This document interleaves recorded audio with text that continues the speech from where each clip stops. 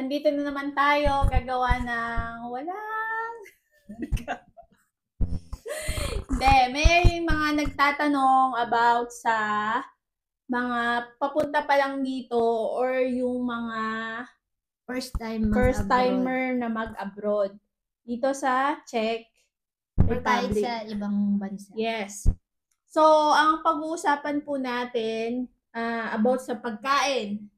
Marami pong nabibili naman po dito mga groceries na pwede nyong bilhan ng mga pangangailangan nyo. Katulad po ng Billa, Tesco, Lidl, Globus, Albert, Penny, Kaplan. So, mga mura din naman po ang mga bilihin dyan, pero merong mga item na mahal sa kabila, mura dun sa kabila. Kaya kayo na lang ho, malalaman nyo na ho yan kung saan ang mga pwede nyong bilhan. At meron din pong tinatawag na Potrabini na parang mini store. Madalas mga Vietnam yung mga may-ari nun. May mabibili din kayo doon na mga Asian na food. Tapos, minsan, nandyan lang yan sa malapit sa tinitirahan nyo. or sa mga bus station. Yes. Ganito yung itsura ng Potrabini. Yan, nakikita nyo yan. Pumasok kayo Minsan dyan. sobrang liit lang ng store nila. Yes.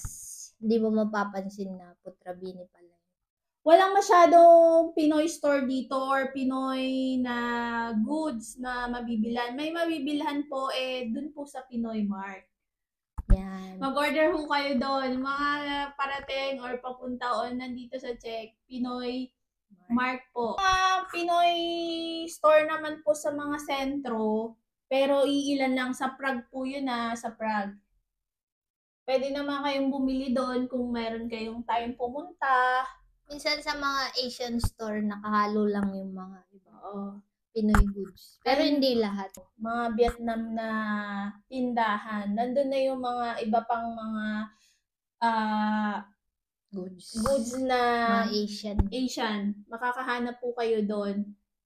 Pero syempre, pagka Pinoy goods po, asahan nyo na medyo pricey yun kasi inaangkat pa po yun. So, kung gusto nyo makatipid or yung budget nyo lang, sa mga sinabi namin mga store na Billa, mga Tesco, yung mga supermarket dito, may mabibili naman po kayong mga katulad ng sardinas.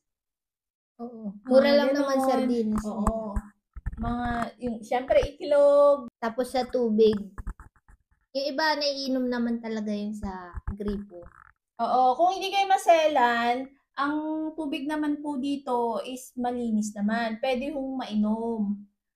Pero kung maselan ho yung tiyan nyo, bibili kayo sa mga mura lang din naman yung 1 litrong tubig. Yung tubig dito, pero mas mura ang alak dito. Beer.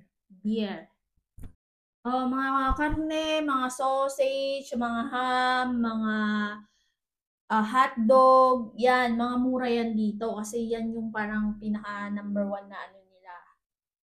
Parang pagkain. Wala din ho ditong makakainan ng mga Pinoy na restaurant. Meron, pero hindi mga Vietnam din. Oo, mga Vietnam din ang makakainan nyo dito na may rice. Hindi kung meron po pumunta dito na mga ex-Taiwan o ex-abroad, kung dun sa Taiwan po is maraming mga mabibilan mga kainan na may kanin or mga Pinoy, paglabas nyo lang ho ng dorm nyo, makakita na kayo ng restaurant ng mga Pinoy. Hindi po dito.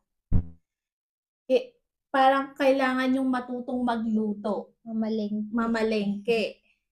Kailangan yung nagbabudget talaga kasi magluluto kayo. Kung gusto nyo makatikim talaga ng Pinoy foods, kayo ho ang magluluto. Meron ho mga iba nagtitinda sa mga company. Sa mga pa-order. Pa-order, ganon. Tao dati sa Prague, pero hindi ko na nababalita ang meron na yun. Isa lang yun na Pinoy food.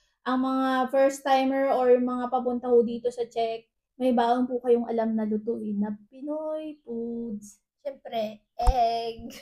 Siyempre, kaya ho lagi tayong nag-aabang ng sale ng egg. Akse ang tawag niya. Oo, pag may nakita kayong akse, ibig sabihin sale yon. So, kaya madalas inaabangan namin yung sale na egg kasi yun lang yung mas mabilis na lutuin. Kasi paglabas ng bahay, pag tinatamad ka, hindi ka basta-basta bibili na lang sa labas. Kasi mahal din. Mahal din ang bilihin dito at saka hindi ka makakabili ng pagkain dito na laging may rice. Bihira lang may resto dito na may rice. Kung gusto mo sa mga Vietnamese, merong mga chow pan, mga ganon.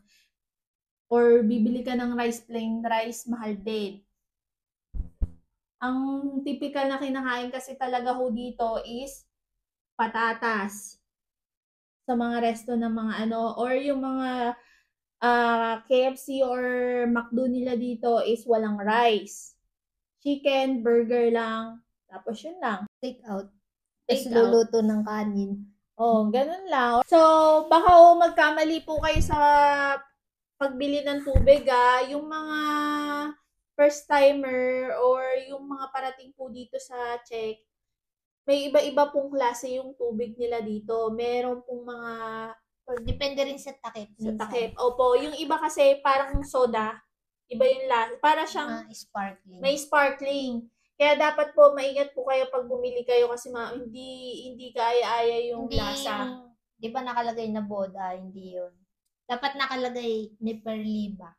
Yung nabili namin is mali. As in, ang pangit ng lasa. Pero nakasulat boda.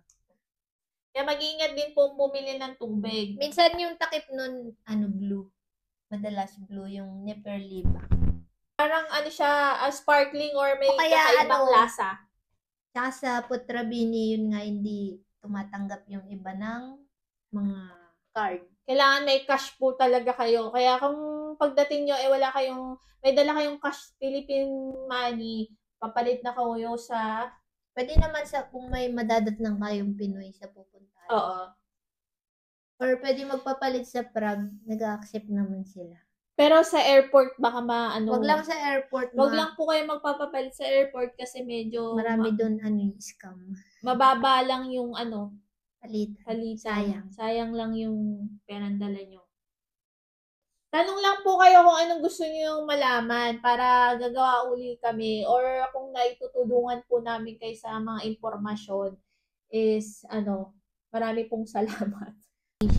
Comment lang po kayo kung anong gusto nyong malaman para magawa natin ng or maigawan po namin ng vlog para hindi ho tayo, para malaman nyo din. Thank you po! Bye!